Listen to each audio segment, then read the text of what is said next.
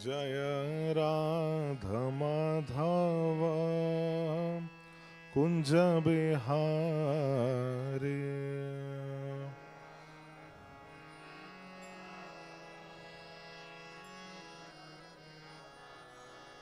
Jai Radha Madhav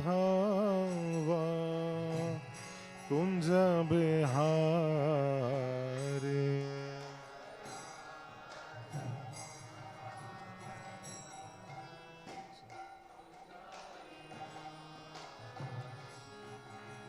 Gopi जनवल्लभ Girivardhari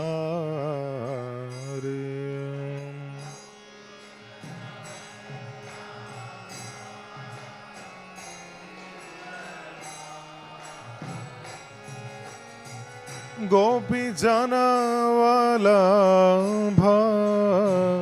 Girivardhari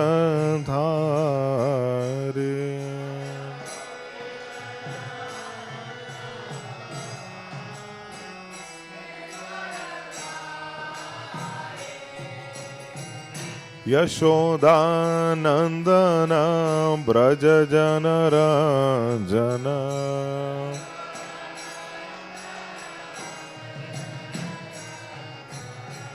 Yashodanandan Braj Janaranjan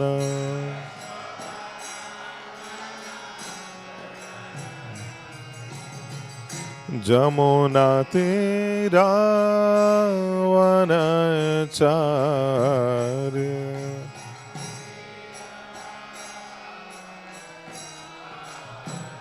Jamuna Tirah वनचार्य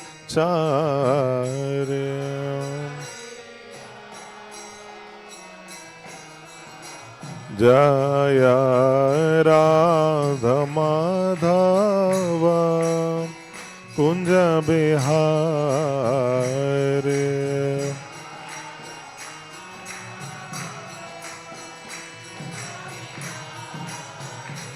Jai Radha Madhav Kunj Bihari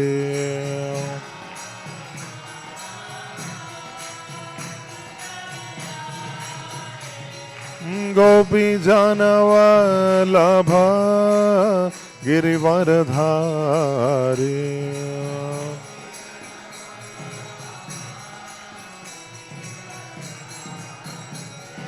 Gopi जनवल्लभ Girivardhari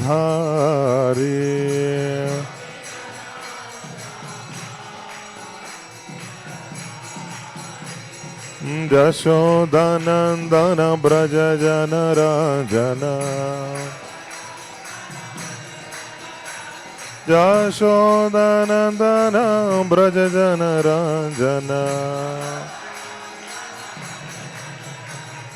Jamuna Tirah वनचार्य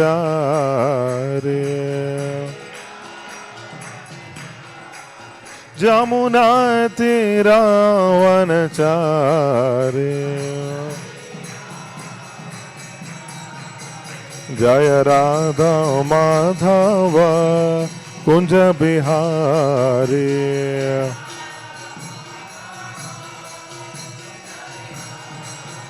Jai Radha Madhav Kunj Bihari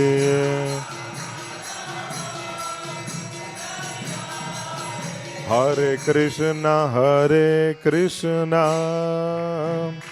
Krishna Krishna Hare Hare Hare Ram Ram Ram Hare Hare Hare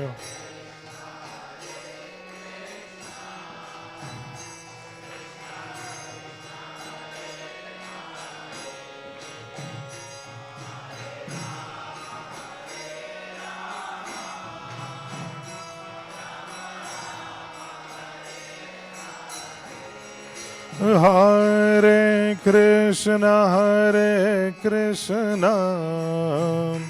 Krishna Krishna Hare Hare, Hare Rama Rama Rama Hare Hare.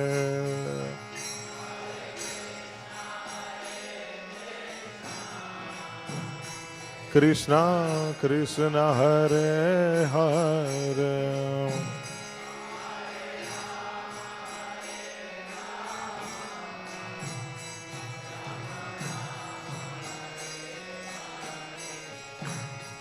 Hare Krishna Krishna Krishna Hare Hare, Hare Ram Ram Ram Hare Hare.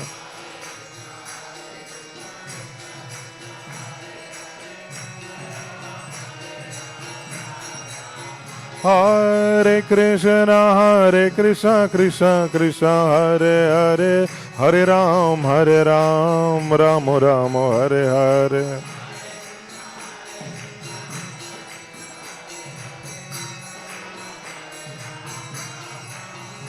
Hare Krishna Krishna Krishna Hare Hare, Hare Rama Rama Rama Hare Hare.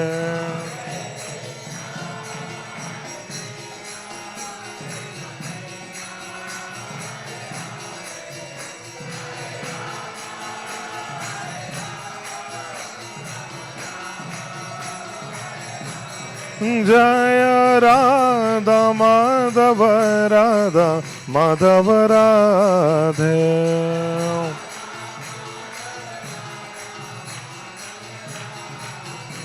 Jaya Jagannatha Baladeva Subhadra Mai Jaya Sudarshana.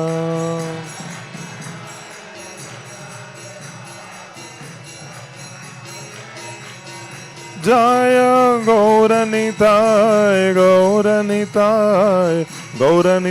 Jaya Gauranitai.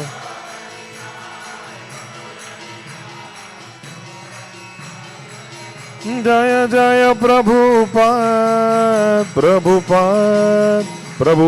Jaya Jaya Prabhupada.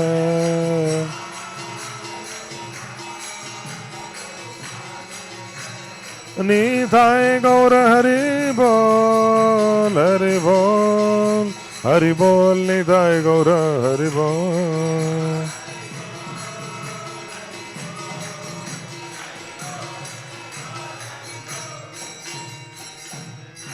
Jayam Vishnupad Paramhamsa Purajakacharya Ashtottara His Divine Grace Abhajna Ravinda Bhaktivedanta Swami Srila Prabhupada ki.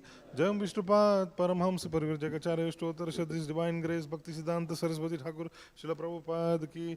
Namacharya Srila Haridas Thakur ki. Jagat Guru Srila Prabhupada ki. Nitai Gaur Premanande. All glories to the assembled devotees. All glories to the assembled devotees. All glories to the assembled devotees. All glories to Shri Guru and Shri Gauranga. Om Namo Bhagavate Vasudevaya. Om Namo Bhagavate Vasudevaya. Om Namo Bhagavate Vasudevaya. Om Jnanatimirandhasya Jnananjana Shalakaya Chakshurunmilitam Yena Tasmai Shri Guruve Namaha. Shri Chaitanya Manobhishtam Stapitam Yena Bhutale Swayam Rupa Kada Mahyam Dadati Swapadantikam Vandeham Shri Guru Shri Utapadakamalam Shri Gurun Vaishnavamscha Rajatam Sahagana Raghunathanvitam Tam Sajivam Sadvaitam Savadutam Parijana Saitam Krishna Chaitanya Devam Shri Radha Krishna Padan Sahagana Lalita Shri Vishakhanvitamscha Nama Om Vishnupadaya Krishna Presthaya Bhutale Shrimate Bhaktivedanta Swaminiti Namine Namaste Saraswate Deve Gauravani Pracharine Nirvishesha Shunivadi Paschatya Deshatarine He Krishna Karuna Sindho Dinabandho Jagatpate Gopesha Gopika Kanta Radha Kanta Namostute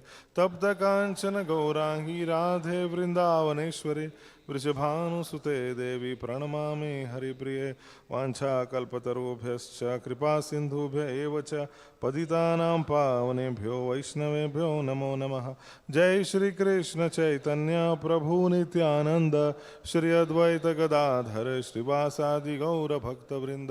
Hare Krishna Krishna Krishna Hare Hare, Hare Ram Ram Ram Hare Hare.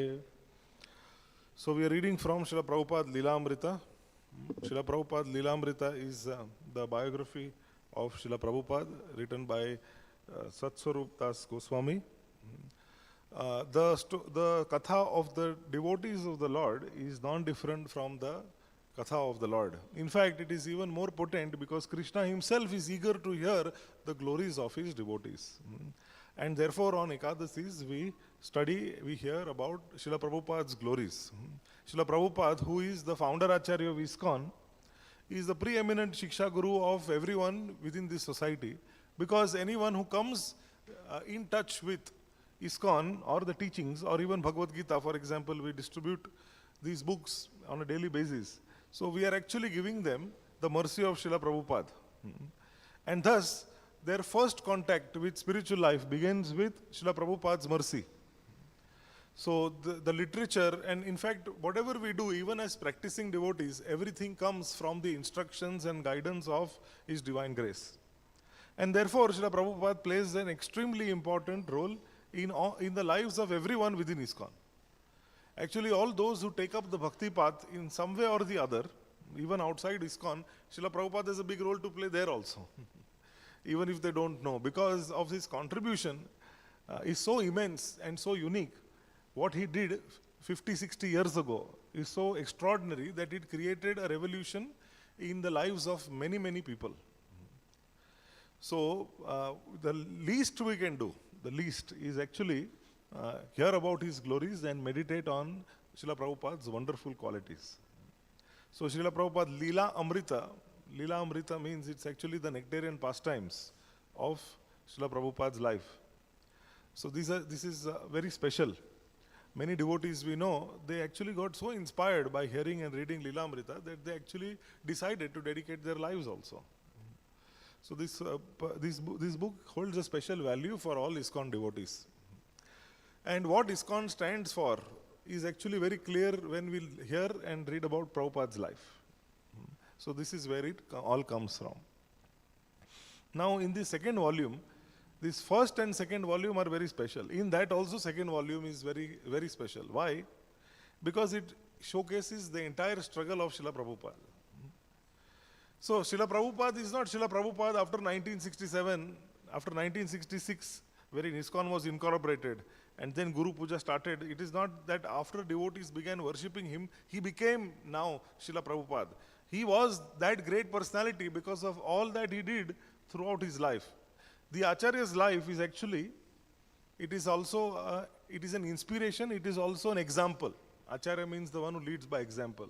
So his life is also an example for all of us to follow also. Because in every situation, how he behaves, how he performs, how he acts, and how he is always Krishna conscious is very nicely exhibited through all situations and circumstances in his life. Just like once Srila Prabhupada was one disciple, he wrote him a letter that Srila Prabhupada, who were you in your last life?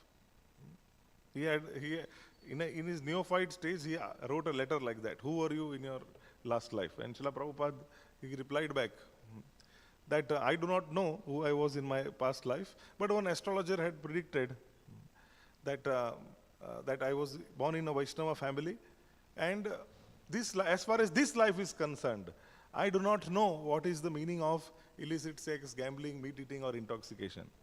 And from childhood, I have never been forgetful of Krishna. So that is what Srila Prabhupada's position was. He was born as a devotee and he remained like that always, never forgetful of Krishna. So such an extraordinary personality. So this, especially second volume, first volume is until Srila Prabhupada taking sannyas and boarding the Jaladuta. So when he boards the Jaladuta to embark on that monumental journey, which actually that journey that saved our lives. that is first volume. And second volume starts when he is in America. So this is that part. And now, in this chapter we are reading is called On the Bowery. So this Bowery was actually the most difficult place in the entire world to be in. Most contaminating place. And the description is also given. How contaminating it was in this chapter, it is given. So this is that chapter, wherein we understand Srila Prabhupada's compassion and a few more qualities, which we shall read, and at the end of it, we can reflect on which qualities are shown and seen through these pastimes at the Bowery. So what happens, just a little prelude before we start reading. So what has happened until now is that Srila Prabhupada was staying. Now first, when he reaches America, he is staying in Butler, Pennsylvania at the house of Gopal Agarwal. Gopal and Sally Agarwal, he stays there. Then he shifts YMCA, then Dr. Mishra's yoga studio, he shifts there because he sees that, okay, more things are happening downtown. So let's shift to downtown New York. So now he is at room number 304. This is at the Bowery. Now there is so what happened? There is a theft that happens. That's how this chapter starts with. So Srila Prabhupada's tape recorder, dictaphone, this is stolen. And the janitor, that means the one who comes and cleans the room, he comes and he tells Prabhupada of the theft. And on hearing him, Srila Prabhupada felt it is he only who has stolen. But there was no way to prove it. So then Srila Prabhupada accepts, but he is very upset. He goes to Mr. Foister. Mr. Foister is the Skindia Steamship Company's agent, whom Srila Prabhupada used to visit.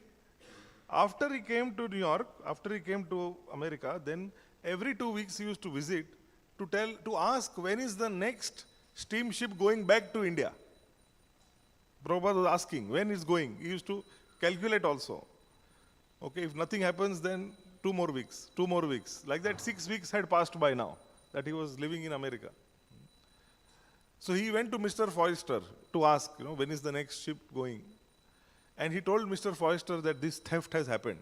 And Mr. Foister replied, welcome to the club.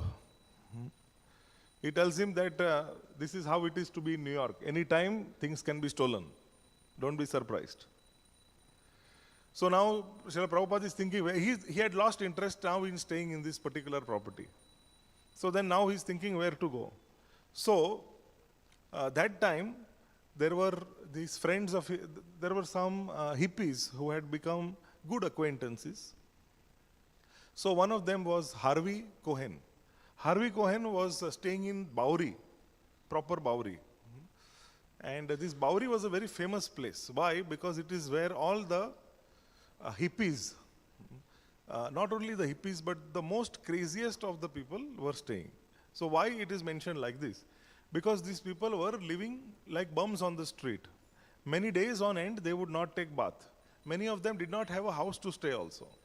Mind you, these people were not as if they were beggars. Many of them came from good families, but they had actually given up everything to live like that. It's a vairagya in some sense.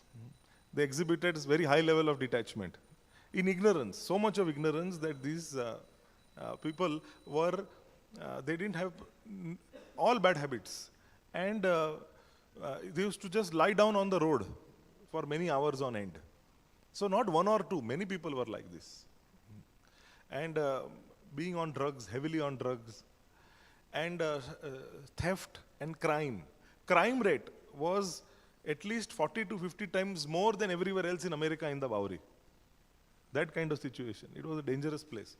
One electrician told Prabhupada that your theft has happened, sorry to hear, but shifting to the Bowery is not a solution. He said, going there is a big risk you are taking.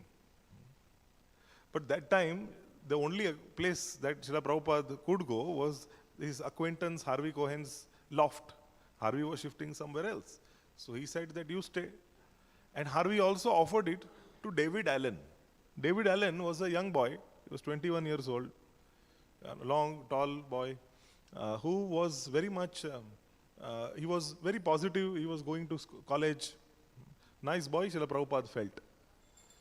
And around him, in his friend circle, they were all getting into drugs. So everybody felt that David, if he stays in the Swami's company, being with Swamiji, he will be saved. So they encouraged David to stay with Swamiji.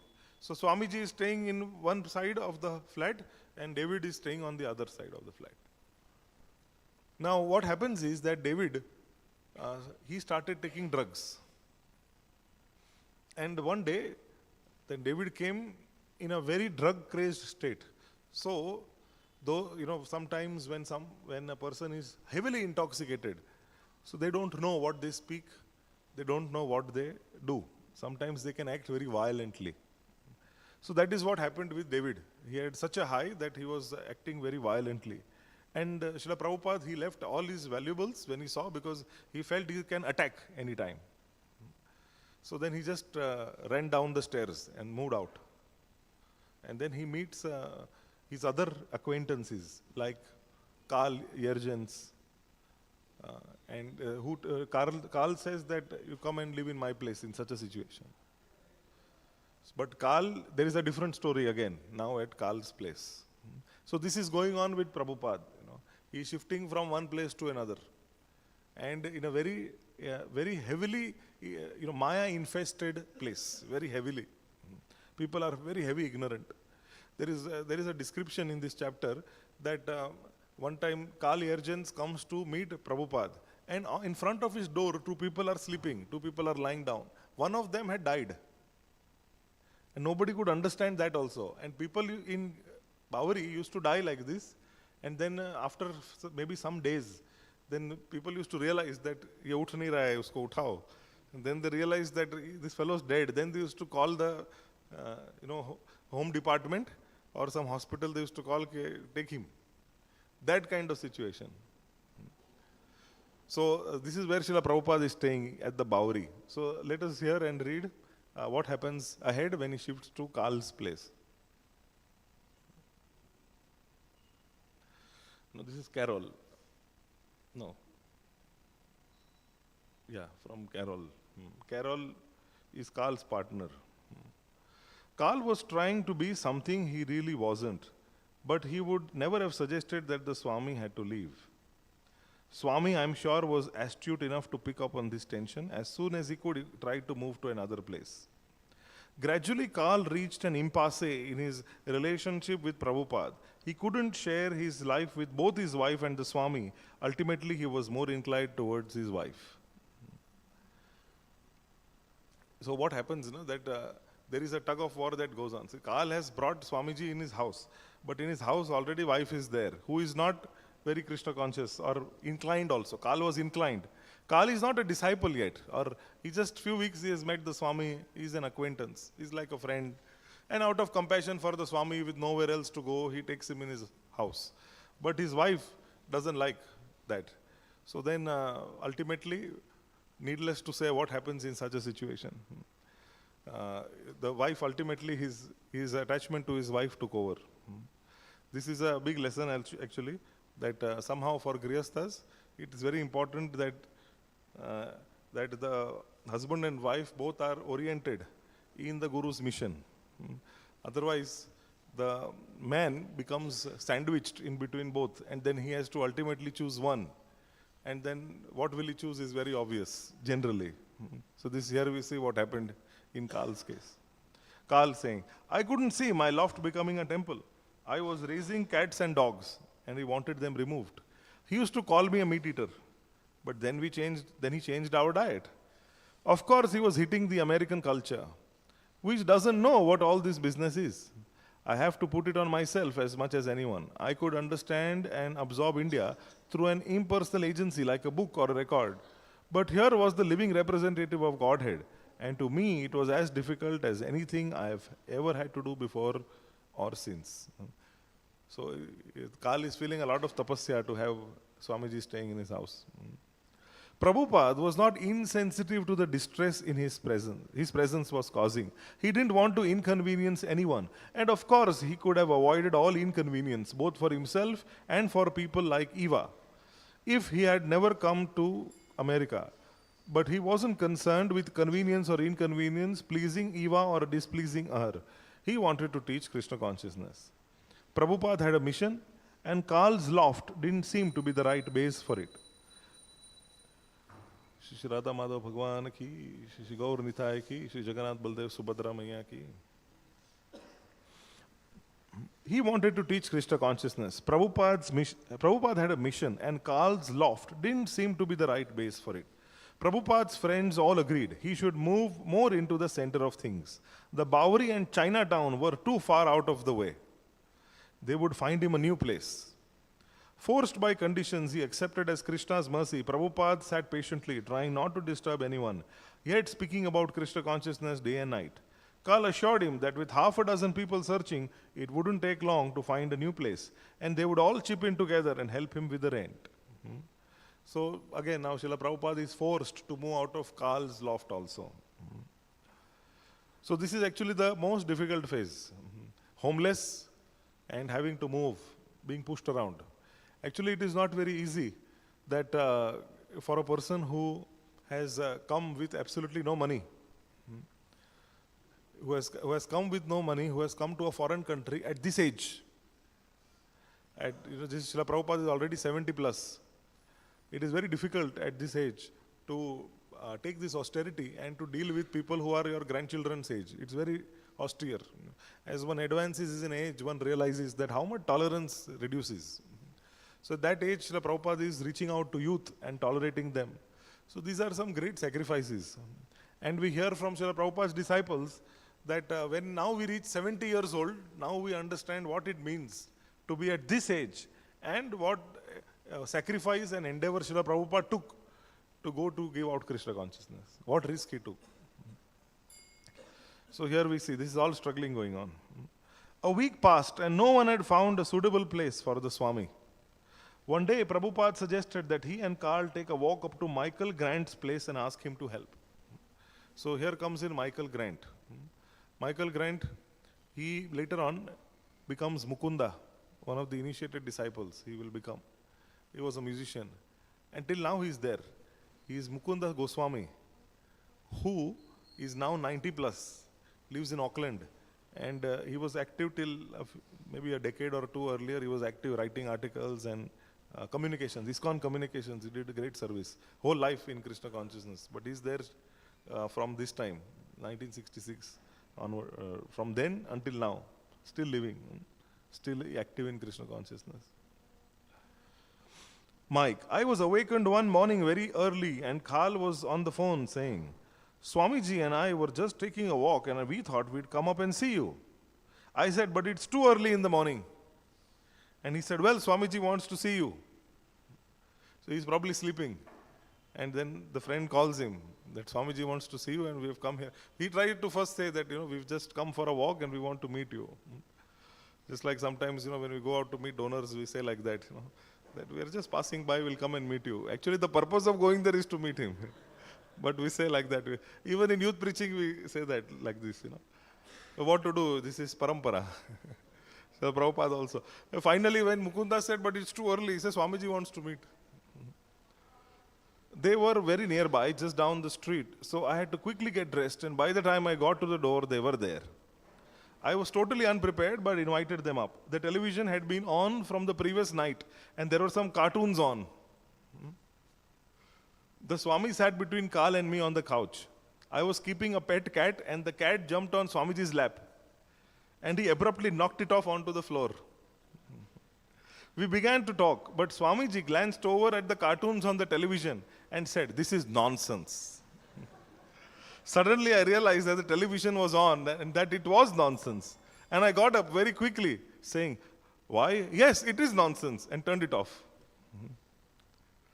See, Srila Prabhupada, he tolerated, but he also spoke what was there.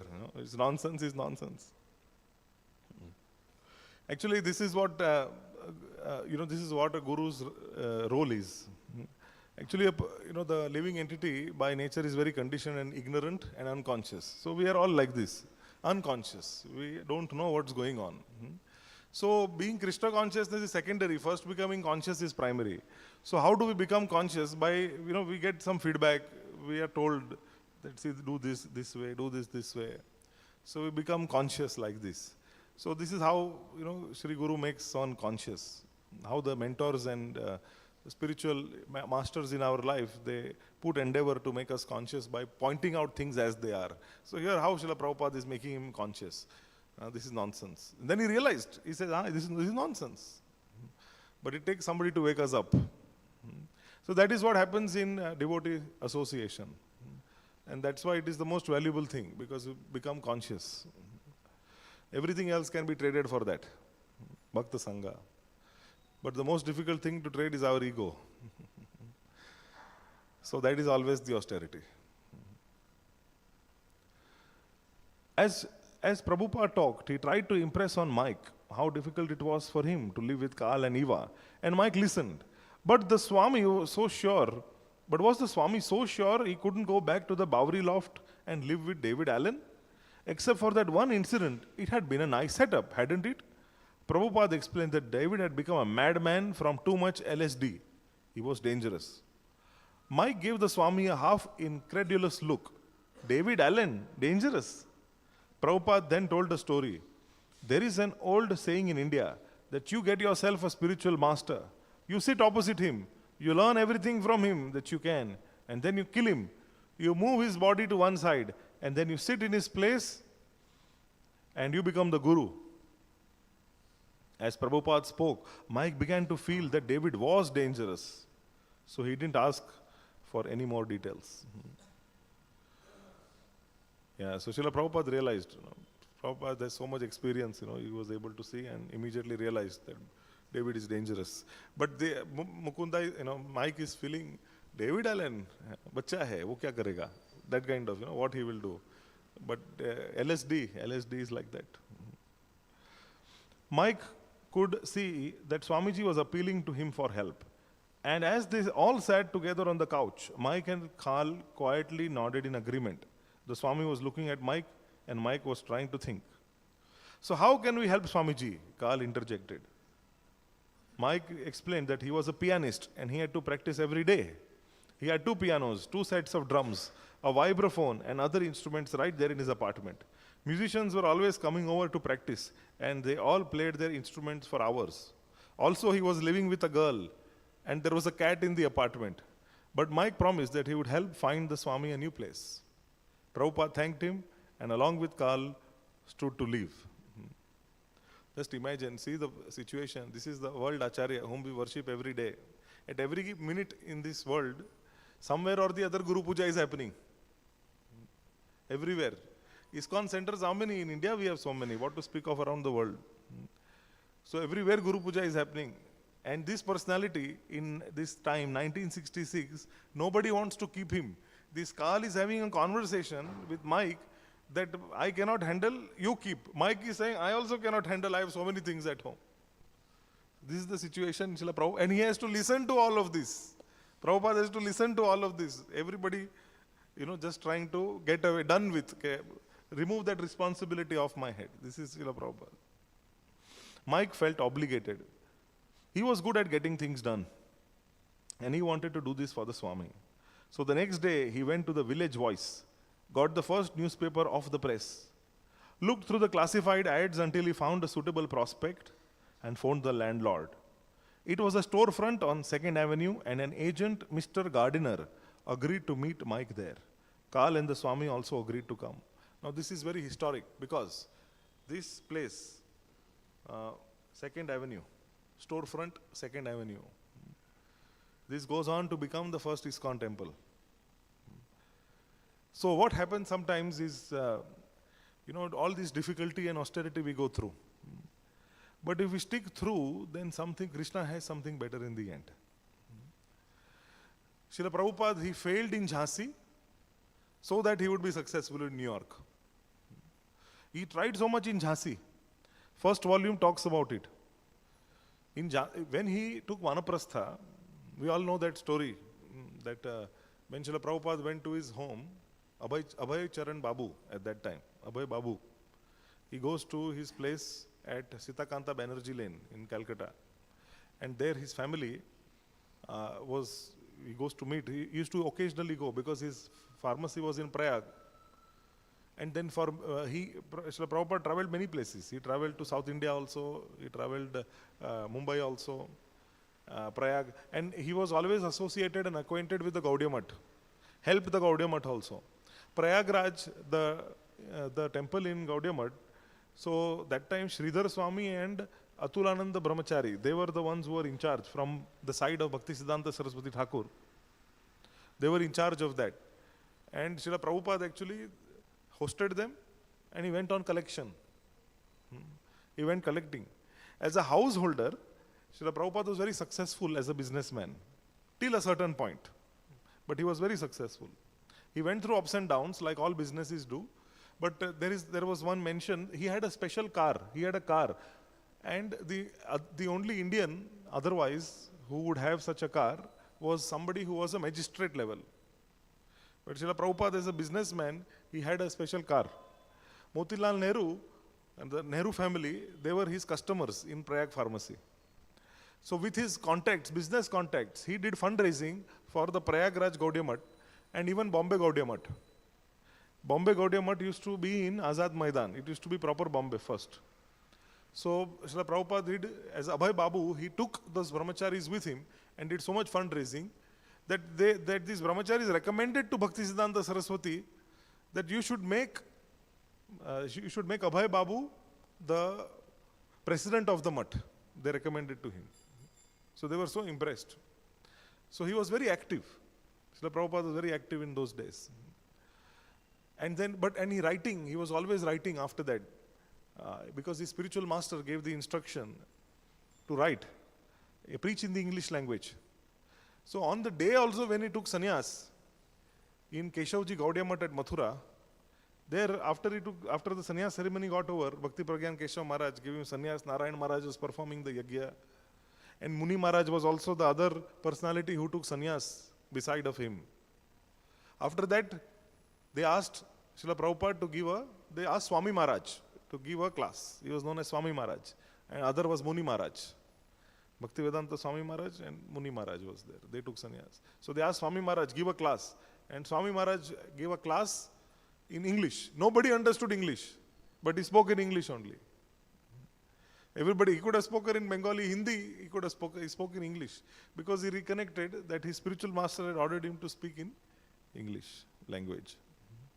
So that kind of so this is even before he took sannyas. So what happens, you know that famous story, tea or me.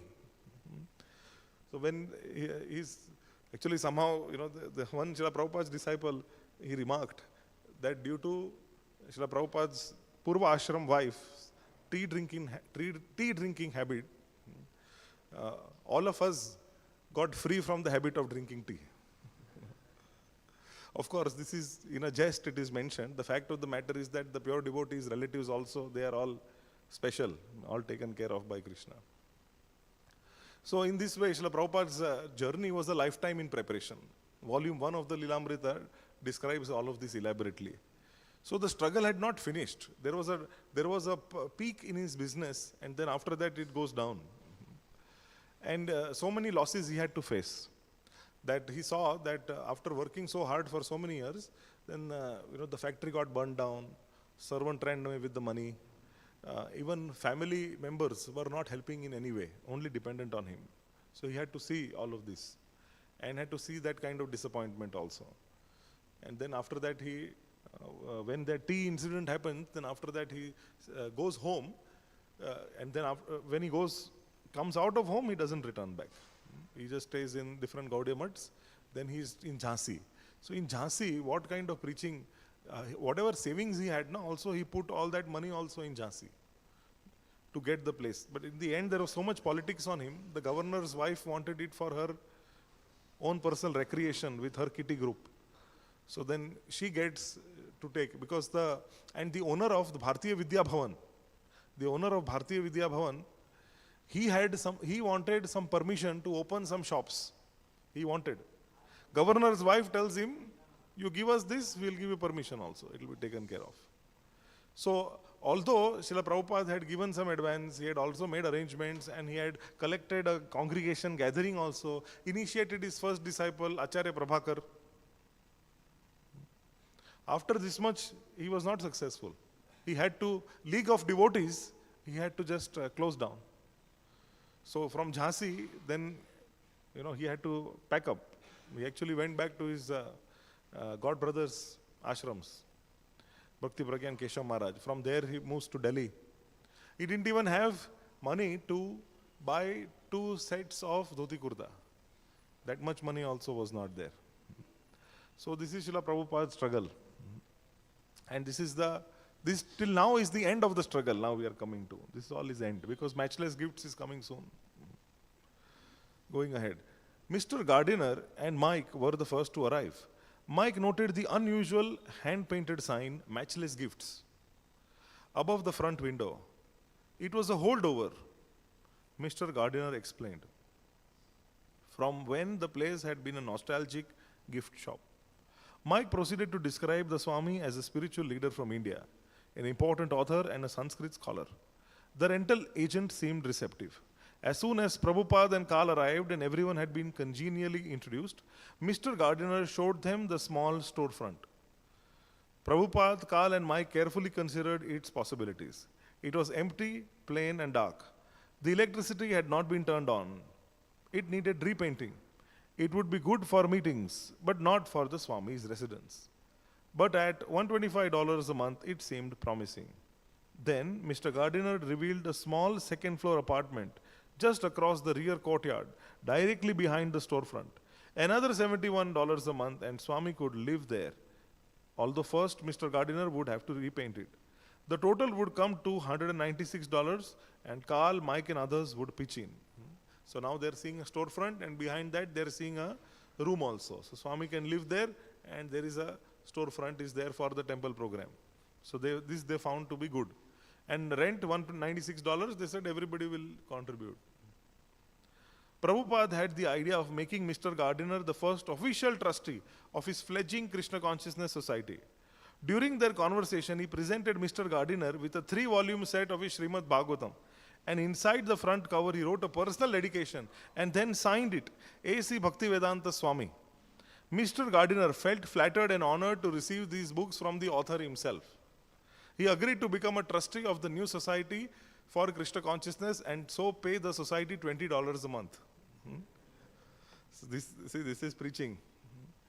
So Srila Prabhupada is delivering the agent who is there. This is Mr. Gardiner. It was his storefront.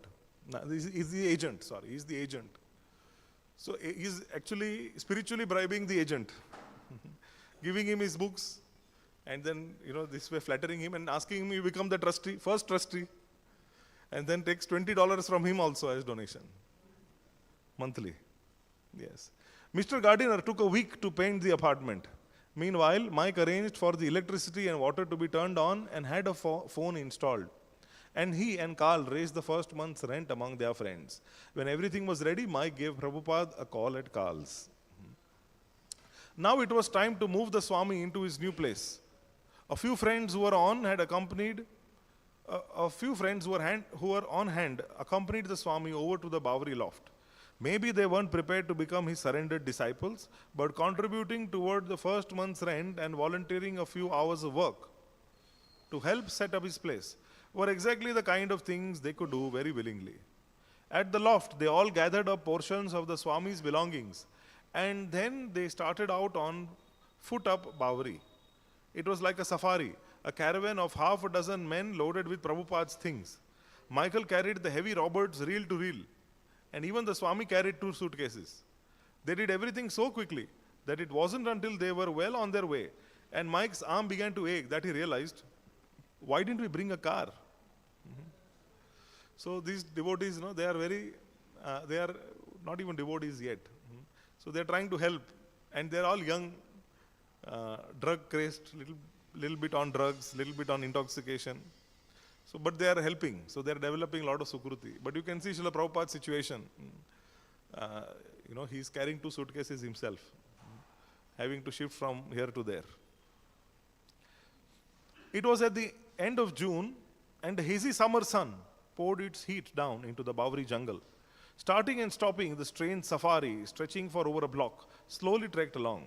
Prabhupada struggled with his suitcases, past the seemingly unending row of restaurant supply shops and lamp stores between Grand, Broom, and Spring streets. Sometimes he paused and rested, setting his suitcases down. He was finally moving from the Bawri. His electrician friend on 72nd Street would have been relieved. Although perhaps he would have disapproved of the 2nd Avenue address also. At least he was finished residing on Skid Row. He walked on, past the homeless men outside the Salvation Army shelter, past the open door taverns, stopping at street lights, standing alongside total strangers, keeping an eye on the progress of his procession of friends who struggled along behind him. So you can see this is the descriptive narrative that is the style of Satswarup Maharaj, who actually gives a literal visual effect of how things would have been if you were standing there on that spot at that particular time. And it is very accurate, of course, because it was during that time he also came in touch. So, but he gives a very, very accurate description how people are bums on the street, total strangers, and Prabhupada is having to be in this unfamiliar territory. Normally a person works hard in his life so that later on, in his old age, he has some savings or he has made his own little kingdom wherein he can live peacefully like that. And here Srila Prabhupada is taking a risk to be at a completely, people can't even understand what he speaks because of the thick Bengali baritone that is there in his Srila Prabhupada's English. They had difficulty understanding. And also he had difficulty understanding because the American accent is something that he was not accustomed to. So why will you go in such an unfamiliar place? Nobody would, in the right state of mind, would do. So this is Vaishnava compassion. It is beyond reason. The Bawri artists and musicians saw him as highly evolved. They felt that the spirit was moving him and were eager to help him set up his own place so that he could do his valuable spiritual thing and spread it to others. He was depending on them for help, yet they knew that he was on a higher level. He was his own protector, or as he said, God protected him.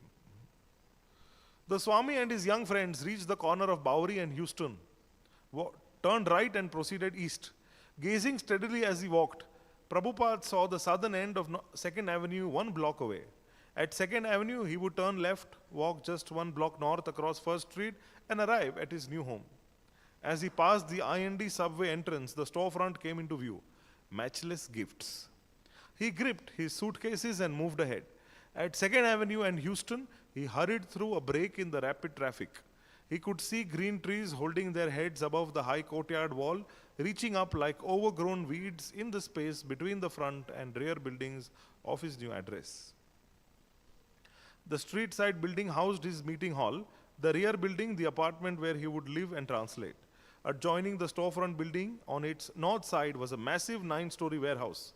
The storefront structure was only 6 stories and seemed appended to the larger building like its diminutive child. On its southern side, Prabhupada's new temple showed a surface of plain cement and was free of any adjoining structure. There was only the spacious lot of the busy mobile service station that bordered on 1st Street. As Prabhupada approached the storefront, he could see 2 small lanterns decorating the narrow doorway. There was no certainty of what awaited him here, but already there had been good signs that these American young people, mad though they sometimes were, could actually take part in Lord Chaitanya's Sankirtan movement. Perhaps this new address would be the place where he could actually get a footing with his International Society for Krishna Consciousness. So this ends the chapter of the Bawri. So now they have gone to matchless gifts. Now these matchless gifts becomes the first Hare Krishna center. And what is significant is the name, Matchless Gifts. It was actually a store where they used to sell some gift items previously, but it was unoccupied. And but the name was very significant, Matchless Gifts. Who knew that it would become prophetic in a way? That means prophetic meaning it would tell about the future. And what was the future? The future was that matchless gifts, the storefront would actually give a matchless gift. And what is the matchless gift? That is Krishna Bhakti. giving out Krishna consciousness. So that is what happened here in this place. It became historic. Just a couple of years back, ISKCON reacquired that place and redeveloped it. Matchless Gifts. They call it Bhakti Center, New York. So that is now again with ISKCON again. It holds very special memories of the older days. And that is going to happen, means Krishna consciousness is going to actively now start spreading from this Matchless Gift storefront. And that is what we will see ahead in the next chapter. So we can appreciate Srila Prabhupada's dedication, his dedication to spreading the mission of his spiritual master, who ordered him to preach Krishna consciousness in the English language. And after a great deal of contemplation, Srila Prabhupada always wanted to go to New York. And when he finally gets the chance, he lands there, he undergoes this kind of a struggle alone. There is one chapter that comes in the Lilamrta. It is called Crying Alone in the Wilderness. So this was also a time wherein he was alone. Now, what we were reading here, Srila Prabhupada already has a first gang of followers. Already some friends, acquaintances and followers are coming up. But a while ago, he was quite alone. And having to undergo this kind of struggle is something which is very extraordinary. And thus we can meditate on this and appreciate the sacrifices that Srila Prabhupada took to give all of us Krishna consciousness. Sometimes when we compare ourselves, the difficulties that we go through and what Srila Prabhupada underwent through, then we realize that our troubles are mostly mental and they are very insignificant as compared to the challenge that Srila Prabhupada took up. And being so focused and dedicated that when this happened, like we read today, that in Karl Yerjan's place, when he was staying, and his wife doesn't want Swamiji to stay. So he saw that he's becoming an inconvenience. But then he understood he has to move out. So they tried to do that. But at the same time, that didn't deter him from his purpose. His purpose was crystal clear. The clarity was there, that I have come here to preach, to spread Krishna consciousness. So with that kind of a mood, a while ago we saw that even David Allen and Karl, both of them used to actually learn Sanskrit. They wanted to learn Sanskrit from Prabhupada. So before David Allen's LSD incident happens, before he goes crazy and Prabhupada runs out of the house, he moves out of that place. For a couple of weeks, he was teaching Sanskrit. So, not that he was a Sanskrit scholar and he liked Sanskrit so much that he was teaching Sanskrit, but he used the Sanskrit to teach Krishna consciousness. And then after a while he saw that Karl's interest has gone down, David's interest has gone down. So then what does he do? He stops teaching the Sanskrit classes, but the weekly Gita classes remain, they continue. So Kirtan Katha, that went on. So and he's writing. These things he always focused on. Chanting, doing the kirtans and giving the Gita classes, this continued. And his own writing work, Śrīmad-Bhāgavatam that Srila Prabhupada was translating, that went on. So he was so much fixed in his purpose. So we can see and learn through the life of the great Acharya, so many different special incidences. Through so many special incidences, we can learn so many qualities, get inspired by. And then, we can meditate upon them. And that is what can make our Guru Puja, which we attend as a matter of formality on a daily basis, that makes it more relishable. Because in our prayers, then we always remember the unlimited sacrifices that this personality has made. And all those people who are his followers, they are actually following in his footsteps. So that is Srila Prabhupada. More and more we become conscious of his mood, his words, the more we can consider our life to be a success. One Srila Prabhupada disciple, in fact Tamal Krishna Maharaj, he has written like this, that Srila Prabhupada continues to live with those who live to fulfill his desires.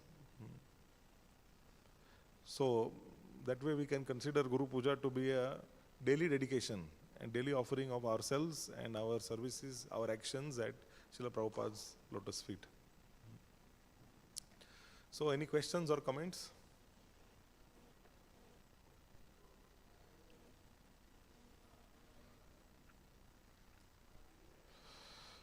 So how many of you have read Lilamrta completely, cover to cover, full? This one, not the smaller one, this one. Few of us only. So everybody please take it as a sankalpa that we should read Lilamrita.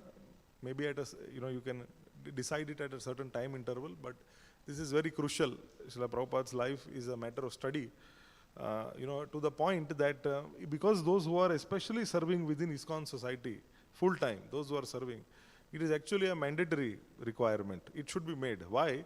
Because if we don't know whom we are serving, it's like this, a plate is kept in front of us and we don't know whether it is bhoga or prasad. What will you do? When we don't know where we are coming from, then how will we know where to go? Just like the plate of bhoga or prasad, we don't know. So in the same way, when we know what Srila Prabhupada stands for, what his followers stand for, what ISKCON stands for, it's very easy to maintain an identity. And the 7 purposes of ISKCON, it becomes very easy then. And then deviation is not even a question. Because you know what you stand for, you know your values, your identity is clear.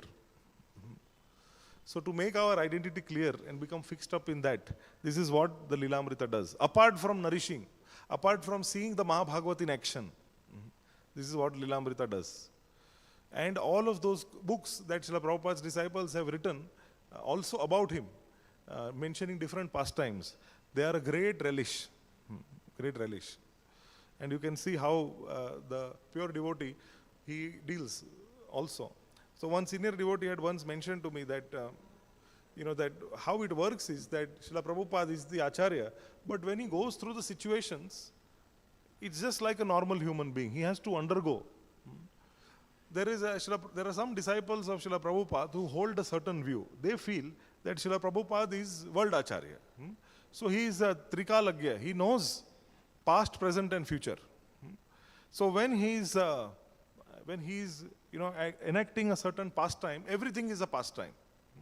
Some of them hold this view that, for example, he will tell his servant, go and bring prasadam for me, go and bring.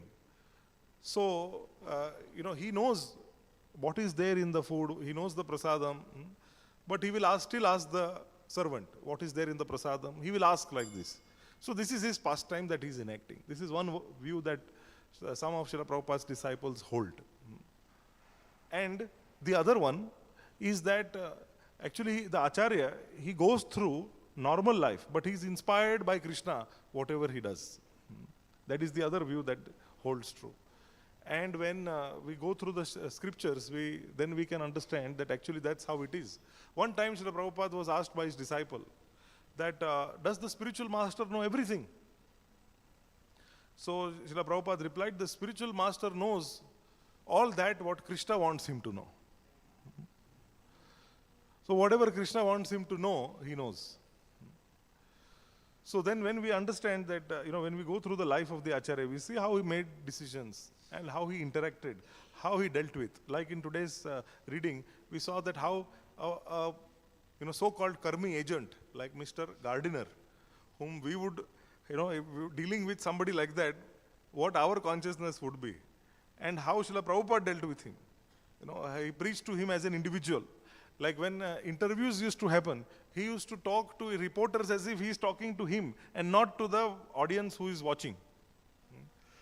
That also proves that Prabhupada didn't care about the views, how many views he got. He was actually worried about that person's deliverance whom he is talking to. In reporters, with reporters and with interviews, you see, he's talking to him as an individual. Reporter is asking him general questions. Prabhupada is giving him specific answers. You see. So Mr. Gardiner, even the business would have been, he could have just talked, we need a place, this, that. He made him trusty, made him feel so personal. Krishna is not even there in the picture. That gentleman, Mr. Gardiner, has nothing to do with Krishna consciousness. Neither is he pious, neither is he seeking. But when Srila Prabhupada meets him, he makes him feel so special that you are the first trustee of ISKCON. What is ISKCON? Not even registered yet, but you are the first trustee. and makes him also do service for Krishna. So this is the faith that we can see Srila Prabhupada had, and this is how his dealings were. Only a cent% Krishna conscious person can think like this. So much faith that that many times devotees asked, where are the temples? Prabhupada mentioned this, that there are temples, there are devotees. Only time is separating. Only time. When there was nothing, he used to think like that. That everything is there. Only time is separating. So in this way, let us offer our respects and prayers to the ambassador of the spiritual world, His Divine Grace A.C. Bhaktivedanta Swami, and pray that we become instruments in his mission. Srila Prabhupada ki, Jai Gaur Bhakta Vrinda ki, Nitai Gaur Premanande.